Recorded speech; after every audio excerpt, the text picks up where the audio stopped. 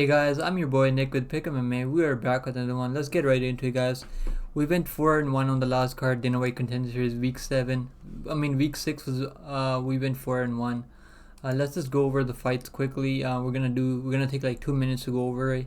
We had James Top defeating Malik Lewis by unanimous decision in a 3-round fight. I'm glad I didn't bet on this card because a lot of people lost money on the under 2.5 in this fight. I think a lot of people thought it was going to be a finish early on, but Lewis is a tough dude. He does not have the cardio to go long. He doesn't have his fighting style is a first round finisher, a bust. That's Malik Lewis for you. But I flipped on this. I picked James Top. To get a win. I thought he was gonna finish him by second round, but Malik Lewis hung in there. He's a tough dude. Good win for James Top. He's only 23 years old, 24 years old. He's still really young, and now he's in the UFC. Good for him. Next up in the co-main, we had Jhonata Denise defeating Eduardo Neves. I picked underdog here. I thought the underdog Neves was gonna be able to use his grappling maybe on the kickboxer Denise, but Denise showed a lot of a composure, showed a lot of toughness. He got landed on too. He showed a good chin to us. He's a tough dude. I think he's going to beat some guys in the heavyweight division. It depends who they match him up against, but if they match him up against some sloppy old fat old heavyweights like Parker Porter and Jared Vendera and those guys, Chase Sherman. I don't know if Chase Sherman is still in the UFC, but this dude would spark him in the first round. Good win for Denise. I'm glad he got a win and he's in the UFC now. And the next fight we had Steven Nguyen defeating AJ Cunningham by knockout in the second round. I thought he was gonna go. I thought this fight was gonna go to the scorecards, but I'm not too shocked. This guy has really good boxing and really good striking. He's willing to walk forward and eat some big shots from his opponents and land his own. He's got really good technical striking. He's a tough dude himself, and now he's been on the Dana White Contender Series 3 times. He's competed on Dana White Contender Series 3 times. That's really good experience for him to get into the UFC. He's gonna have that 3-fight Dana White Contender Series good experience. I wonder who they match him up against in the UFC. But Cunningham is a tough dude. I think we can see him back on the Dana White Contender Series maybe next year. But good win for Steven Nguyen. Next up we had Julia Pilastri defeating Patricia Alujas by submission. I called the submission. Let's go, guys. A lot of people thought it was going to be a decision win and this fight was going to go long. A lot of people, 53% people had her by decision, but we were only the 37. We were with the 37% that had her by submission. I thought it was going to be a first round submission, but Pilastri is Julia Alujas is a tough girl. She hung in there in the first round. She's okay on the feet. Luzas is not bad on the feet. I wouldn't mind seeing her back in the UFC again for another opportunity, maybe a late notice replacement for a girls fight. Maybe she gets a call. Who knows, man? That happens a lot these days. We have fights that fall through, and then they call fighters that lose in Dana White Contender Series, and they call them and they get them to take the fight late. But who knows what happens? But either way, good win for Pilastri. She got a second round submission. As soon as she took this fight to the ground, she got an easy submission. Good win for her there. And the next fight we had the last fight on. We had Jean Matsumoto defeating Casey Tanner by decision.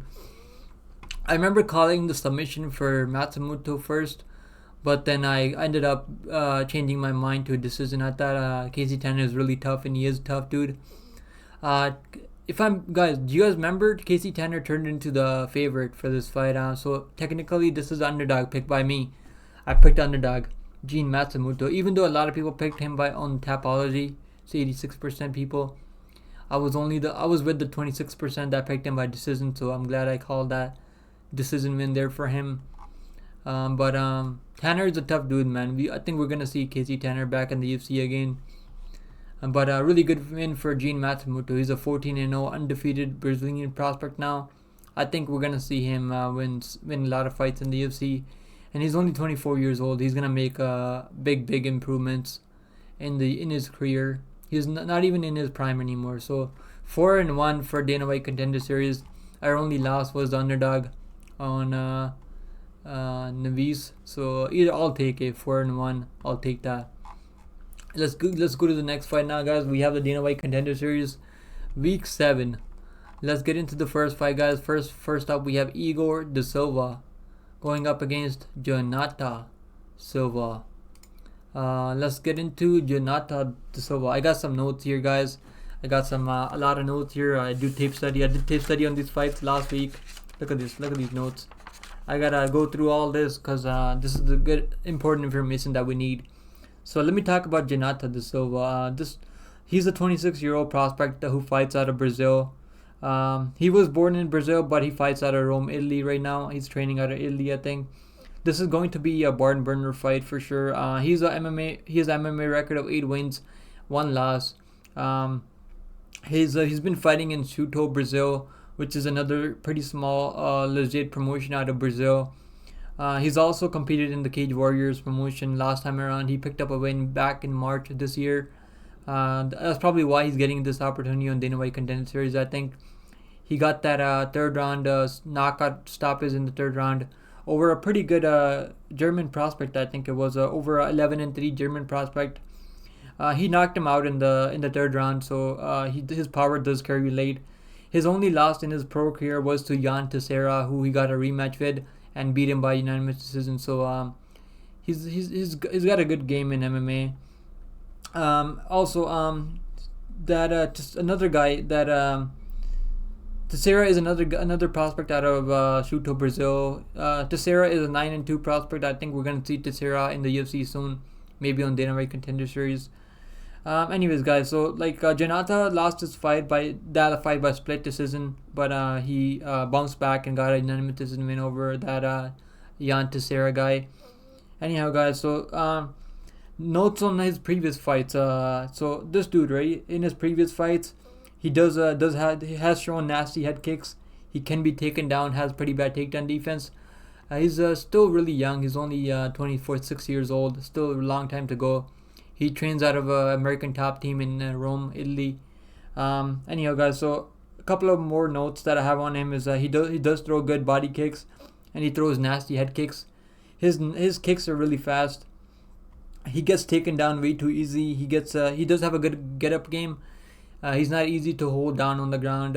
He does have a good get-up game. He is gonna work his way back up to his feet. I mean, he isn't gonna lay flat on his back. He's gonna land some elbows off his back. He's gonna land some punches. He's a pretty scrappy guy, man. He's a pretty scrappy Italian dude. Anyhow, guys, he shows urgency to get back up. I hope he's working on his takedown defense because this is a good opportunity for him. And if he hasn't worked on his takedown defense, I think his opponent Igor de Silva can take advantage of that. So I think Igor can exploit his grappling hole, but on the feet, man, this dude is dangerous. He's got 5 wins by knockout. He does get clipped on the feet himself, but he has good recovery. He has good chin, and he's a tough dude, tough Italian dude, tough Brazilian. I don't know if he's Brazilian or Italian. I think he's Brazilian, but he trains out of Italy or something like that because his last name is Silva. I don't know. Am I tripping? Is there Italian guys that have a last name Silva? I have no clue. I think he's a Brazilian dude, but he trains out of Italy. I could be wrong. I could be so wrong. Anyways, guys, let's talk about his opponent. His opponent, Igor de Silva. This kid is Igor de Silva, fights out of a jungle fight promotion. It's a solid promotion out of Brazil. Igor de Silva is a 20-year-old, very young prospect who trains out of a Chute box in Brazil. He trains with guys, UFC fighters like Joe Anderson Brito, who's an absolute monster at featherweight. He trains with other UFC Brazilians too over there. Some good Brazilian prospects out of that gym. He went pro at 15 years old, so he's been fighting. He's had plenty of experience. He's only 20 years old, but he does have a lot of experience in his since he's been fighting since he was a kid.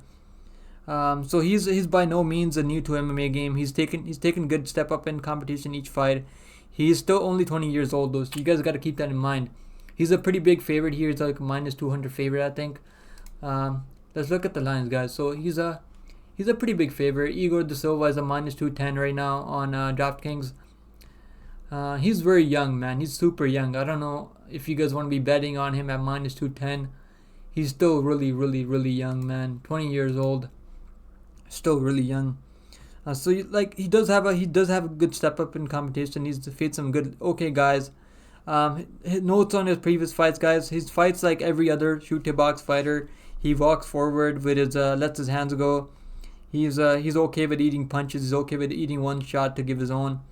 But he has a good chin. He's a very tough Brazilian kid. His last 5 fights, his last fight was against a 9-1 guy who's a very good prospect himself. 29 years old, De Silva was the first one to finish him. Knocked him down. Knocked him down out in the second round. He will put heavy pressure and walk his opponents down.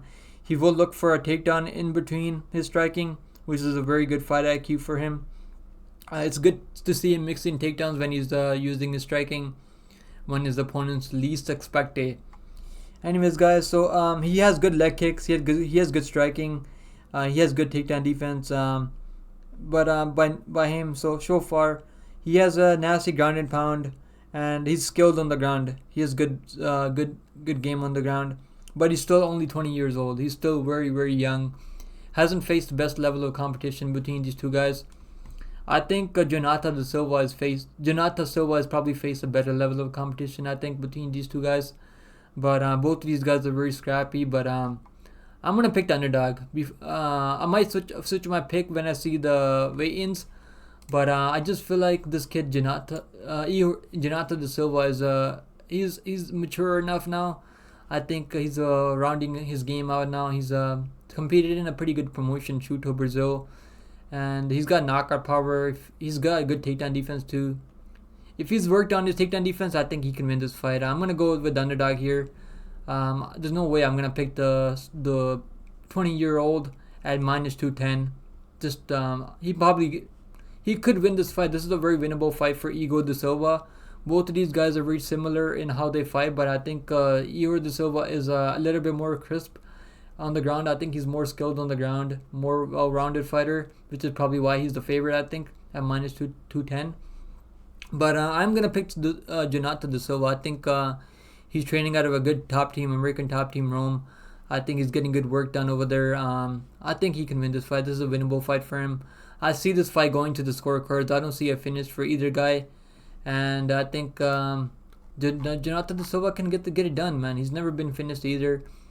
I think he can get the done. I'm going to pick the underdog to win by decision. Next up, guys, we have Kaynan Kruschewsky versus Dylan Mantello. Okay, guys, so Kaynan Kruschewsky is another prospect fighting out of Brazil. He's had 15 pro MMA fights. He is 14-1 in his MMA career. He trains out of Rivera Black Team. He's fought some okay guys on the regionals. His last 2 fights were 5-round main events. For the Jungle Fight strap, he's defended the belt back in April this year once. Anyways, guys, so he's been finished. He's finished 12 of his 14 wins, 8 of those by submission and 4 of those by knockout. His only pro loss came back in 2019 to a guy who was a legit 12-5 at the time. He got stopped in this first round. It is what it is. Shit happen when you face legit guys in the regionals. Sometimes you can get clipped. It is what it is. He got knocked out in the first round by this dude Alexei Mantello, 29, another pretty young prospect. So yeah, he's been stopped once in his career. In the back in 2022, he's fought Damien Lapilus. Damien Lapilus beat him by unanimous decision, I think. Did he beat him? I think that was the other guy. Yeah, Lapilus did beat him by unanimous decision, but it was overturned. I think it got overturned because I think it was a very close fight. He had a lot of good moments. Kaynan had a lot of good moments in that fight. I watched the fight back, but apparently Lapilus was using steroids and performance enhancement drugs, so that's why that fight was overturned. But Kaynan showed good composure in that fight. That's a good experience for him there. But he did lose that fight. It was a no contest because apparently Damian Lapillus was juicing, and he got caught. Anyways, guys, so notes on his previous fights. He has shown bad takedown defense. He gives up his back pretty easily. He is hittable on the feet. He gets hit a lot on the feet. He throws good knees and elbows in the clinch. He will throw big shots on the feet. He can get wild at times. He's a tough dude though. He's not gonna go out there easy. He's a tough Brazilian. Let's talk about his opponent, guys. His opponent, Dylan Mantello, is a American prospect. Dylan Mantello is a 30-year-old prospect who fights out of Ray Longo and Weidman Gym, where guys like Sterling, Merab, and many other UFC fighters train out of. He's a 7-2 in his MMA pro career so far, but he's competed in the amateurs before he went pro. He had 6 amateur fights, went 6-0 in the amateurs, so he has good experience. His only 2 good wins came back when over Dennis Hughes, who he beat twice. He fought him in his first pro MMA fight, beat him by decision back then, and then he beat him up again back in 2022. Back in Eagle FC. Eagle FC is a promotion, Habib Nurmagomedov's promotion. Hughes was 7-4 at the time. It was a doctor stoppage in the second round, so a good win for him there. Notes on his previous fights, guys. He has very good, nice jab. He will throw right down this middle. He is very hittable on the feet, but he is a tough dude. He will work through his opponents. He has good takedown, good chin. I've seen him eat a head kick and not even react to it. He's a very tough dude himself. He doesn't throw too many leg kicks, which you don't want to see, which can be a problem.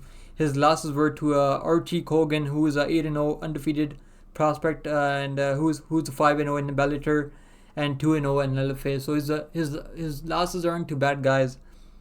He's never been finished in his MMA career so far, but he's a pretty good prospect. He's pretty good, well-rounded. He's competed in promotions like Cage Fury FC and some other Eagle FC promotion and Ringo Combat. He's been competing in a lot of low-level MMA promotions. But this is going to be a tough stylistic matchup, I think. I don't know who I'm going to go with, man. I think I'm gonna go with Kaynan Kruschewsky. I think he's a little bit more experienced. I think he's a little bit more polished right now. He's had 5-round fights also. I haven't really seen him slow down that much in 5 rounds. I think he's got good cardio. I think he's got good takedown defense. He can defend the takedowns here. And I think he can stay safe on the feet.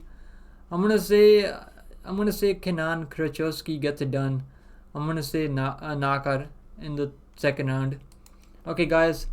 Next up, we have girls going at it. We have Talita Alencar going up against Stephanie Luciano. So this is a strawweight matchup, guys. Talita Alencar is a 32-year-old prospect who trains out of a very good gym, MMA Masters. MMA Masters is probably top 3 gym out there and on the planet for training MMA and boxing, I think. Only MMA, not boxing. Anyways, guys, so she trains with some good level fighters over there. She trains with some notable UFC fighters who are like, she trains with people like Topuria, Colby Covington, Nate the Train, some other MMA fighters out of there, Zombie Girl, Priscilla Cachoeira. She's getting good work done over there. Alencar is a multiple-time world champion in no-gi and jiu-jitsu. She's been competing in that grappling on the world stage forever. She's transitioned to MMA back in 2021. So she doesn't have a lot of experience in MMA, but she does have a lot of experience grappling, which is a very good foundation for MMA, I think. So she picked up 3 wins in Titan FC, which is another good promotion. We just had another guy, Christian Quinones, who just fought Hack Perez, who was competing in Titan FC. Titan FC is a legit promotion for MMA. We've been seeing a lot of fighters come out of Titan FC. She's fought some okay.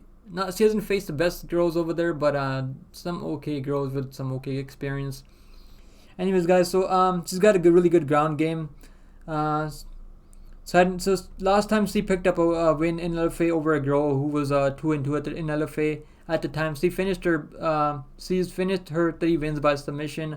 She will be looking to get the fight to the ground as soon as she can, and if he does, I think he can find a submission. She is flat-footed on the feet. She's not a good striker. She's fought a good level of competition. Notes on her previous fights are, guys, her opponent's win-loss record is 18-9, which is a pretty good win-loss record. She's fought some okay competition there. She's not a technical striker, guys. She's a good fighter on the ground. She's looking to get the fight to the ground as soon as she can. And on the ground, she's very, very accomplished. That's why you see the big line on her. Alencar, I think she is a... Alencar is a minus 280 favorite. So that's why you see the line on her.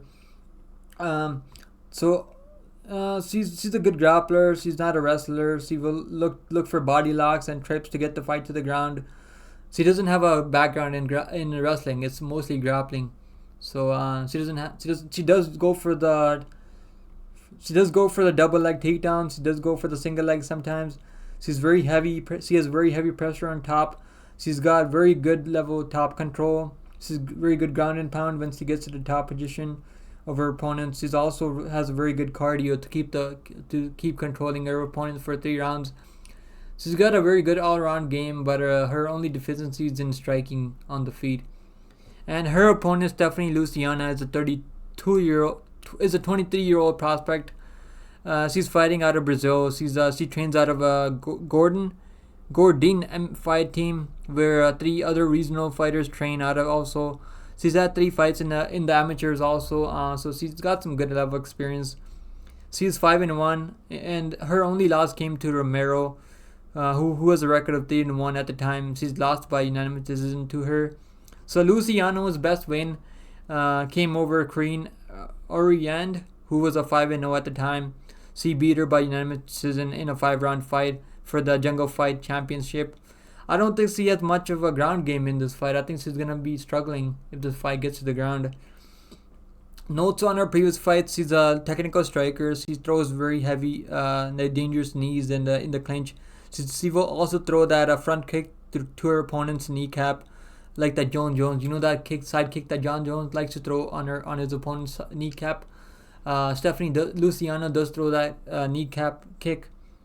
She mixes in all her striking weapons pretty well. She uses her elbows, she uses her punches, she uses her kicks.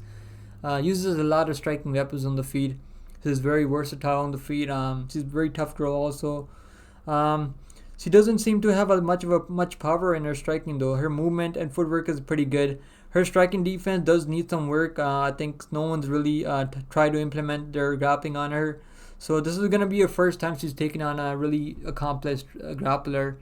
And this is going to show us if she's really has enough ground game to fend off the takedowns or not. But I do think Alencar is going to be able to find a submission on the ground. I'm going to go Alencar by submission. I think she's a way better grappler in this fight.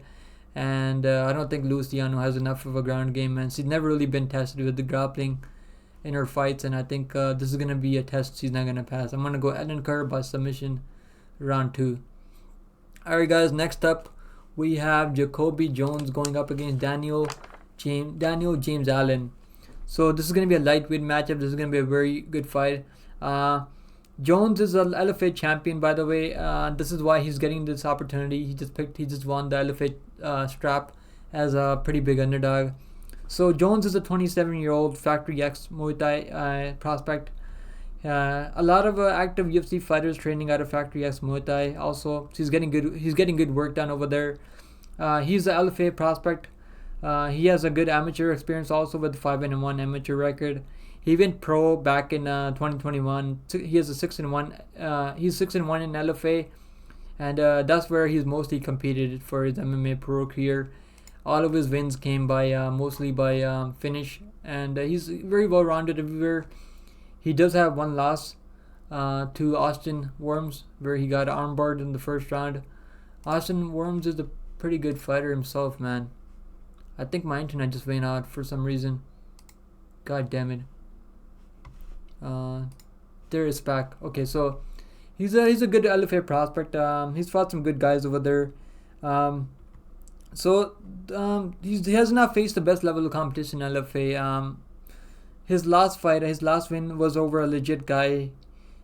He's okay, man. I think the LFA built him up pretty well. They gave him some easy matchups. He's got good skills everywhere. Good skills on the feet. Good skills on the ground. Good skills if the fight goes long, he knows how to point fight also. His only loss was to Austin Worms, like I said earlier, who choked him out in the first round. He dropped the ball as a minus 350 favorite in that fight, so a lot of people were really pissed off that he lost that fight as a minus 350 favorite. I think he will learn from that loss, man. I think he came back after the fight and got three stoppages in a row. In his last fight, man, he won as a plus 135 dog by second round knockout. Notes on his previous fights are he's willing to stay in the packed pocket. Okay, guys, sorry, I'm mumbling. He's willing to stay in the pocket and trade hooks. He has great durability. He has a very good chin, very explosive guy for the weight class. He's willing to eat some big shots to land his own. He's very good in the submissions. Lands very nasty elbows. Very good on the top. He will cut his opponents with his elbows when he's on the top. When he's got top control in the wrestling exchanges. Let's talk about his opponent, man. His opponent, Daniel James Allen, is a 31-year-old prospect who trains out of AKA American Top Team. He's 4-0 in his MMA career. He has not been as active as I want, but he's fought once in 2019 and once in 2020. In 2020 he fought twice. My bad. Yeah, he didn't compete until 2023. Is when he came back and picked up a win over a 2-4 guy who he beat by decision. It's not a good look there for him. His opponent's total record is 5-8. So he's been fighting total cans in the regionals. 5-8 record, negative record guys he's been facing. Really low level guys he's been facing. Hasn't been active either. He's mainly a grappler. He's trying to get the fight to the ground. He doesn't want to stay on the feet for too long. He can hang on the feet. He's got okay striking, but he does want the fight to the ground. That's where he feels most comfortable. He will go for the takedowns if he's able to land his punches. He has good gas tank to implement his wrestling heavy game plan for the full 15 minutes. Notes on his previous fights. He's got good transitions on the ground when he is on top. He prefers to stay on the side control. He has good fast hands, good hand speed when he lets his hands go. He has good durable double takedowns. He's always looking to get the fight to the ground, like I said earlier. He likes to shoot his takedowns, push his opponents to the back to the fence, where he can get the takedowns against the fence. But he's not a dangerous guy with the submission game. He looks for the ground and pound when he's on top, so he's not that dangerous off his back on the ground. I think JaCobi Jones is gonna win this fight. I think he's gonna knock him out on the feet. I think he's gonna be able to defend the takedowns and knock him out on the feet. I think that's what people think. This dude is not that good, man. He's fought very low level guys in the regionals. He's gonna be taller by like 4 inches, I think. Yeah, he's gonna be taller by 4 inches, but he's not been competing all that much. He's a pretty big underdog here for a reason. JaCobi Jones is the minus 330 favorite, and it makes sense why. I think he's gonna get. I think he gets a win here. We're gonna go JaCobi Jones by knockout. Alright, guys, we're on the main event of the evening. Hit the like button, hit the sub button if you guys haven't yet. Let's get to the main event of the evening, guys. First, we have Shamil Gaziev going up against Greg Velasco. So Shamil Gaziev is a 10-0 undefeated prospect out of Russia. He trains out of that KHK MMA team with Islam Makhachev and those guys over there. Some other Russian savages he trains out of there. He's also competed in the amateur scene. He's had 11 amateur fights, so plenty of experience for him. He's a heavy favorite here, man, and I'll get into why he's a heavy favorite. He went pro back in 2020. He's had 10 fights in 3 years, so a lot of experience in 3 years. Been very active. He's been very active, like I said. I love seeing fighters staying active in the regionals before they make it to the UFC. He's finally getting this opportunity to get into the UFC now. His last win over Darko Stosic is what got him this opportunity, I think. Stosic is a former UFC fighter who went 1-3 in the UFC. but fought some very high level guys like Jamal Hill, Devin Clark, and Kennedy Chukwu. None of those guys were able to finish Stosic. Stosic has a record of 18 wins and 6 losses in the pro career. Stosic has faced high level guys, man. And Shamil Gaziev was the third man to knock Stosic out in the first round. The only other guy to knock out Stosic in the first round was Jiri Prochazka, the former UFC champion, who could still be the UFC champion if he didn't vacate his belt, I think. But yeah, man, this guy is the real deal. Shamil Gaziev is the real deal from Dagestan. From Bahrain, I mean. Not Dagestan, but he trains with those Dagestani guys over there. He's very well-rounded. He's got a very good ground game, very explosive striking. He's just very explosive guy, man. He's undefeated for a reason. He's faced legit guys in the regionals. He's had a good step up in competitions. Notes on his previous fights: he has very explosive takedowns, very heavy on top, very good top control. He's a very strong guy for the weight class. He's picks up his opponents. He is hittable on the feet. He has good chin though, so he can get cracked, but he's gonna take a big shot if he needs to. He should be able to dominate in this fight. I mean, his toughest fight was a former Glory kickboxer, in which he got a split decision win over 15-1 guy. Took him down. He uses wrestling to get the win there. So he's fought legit guys, man. The guys that he's faced would probably kill Greg Velasco, if I'm being honest, man. Let's get into Greg Velasco. Greg Velasco is a 6-0 undefeated prospect who fights out of Cage Fury FC. For all of his 6 pro MMA fights, he's been competing in Cage Fury FC. He's had an amateur career also. He went 3-1 in the amateurs. He's won the Cage Fury FC strap a couple of fights ago. He won that fight by decision. His only notable opponents, the only notable opponent he has fought, I think, is Hamdi, who is in the UFC right now. You guys remember Hamdi? Hamdi, yeah, he fought Hamdi back in the amateurs. Hamdi just beat Dontel Mays, but it was it got turned into a no contest because apparently Hamdi was juicing, and he was taking that performance enhancement drugs. Anyhow, guys, so he's fought some okay guys in the amateurs. I think the only guy he's fought in the amateurs that's good in the Hamdi Abdul Lawab, but he lost that fight by split decision. He's got some good skills, man, but I don't think he's a natural heavyweight. I would not call him a natural heavyweight. Maybe he can go down to like a middleweight or light heavyweight. He's a very fat old heavyweight who is not in shape. He's definitely not in shape, man. So he's fought some tomato cans in the Cage Fury FC.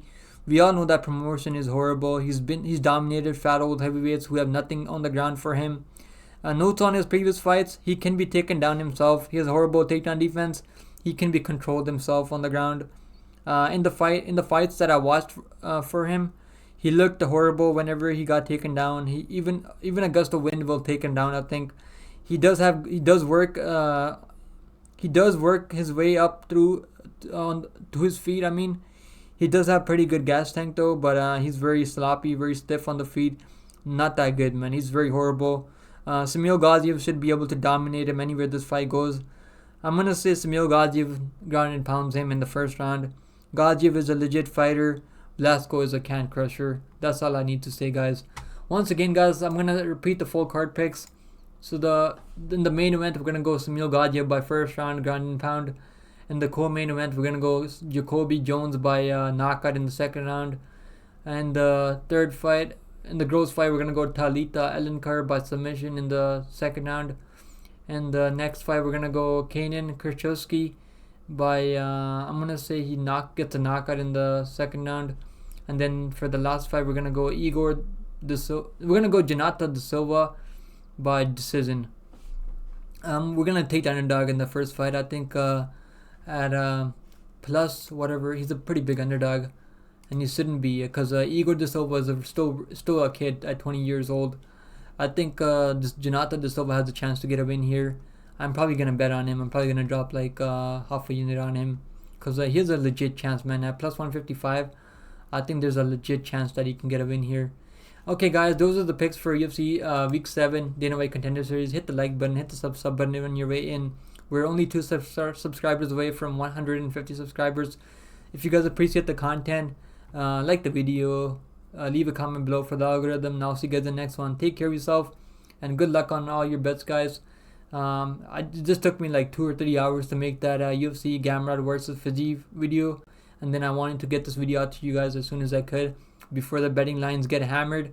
So if you guys are gonna be betting on this fight, and if you guys appreciate my video, if you guys appreciate the work I put into, look at the notes that I gotta do my tape study. Look at this, guys.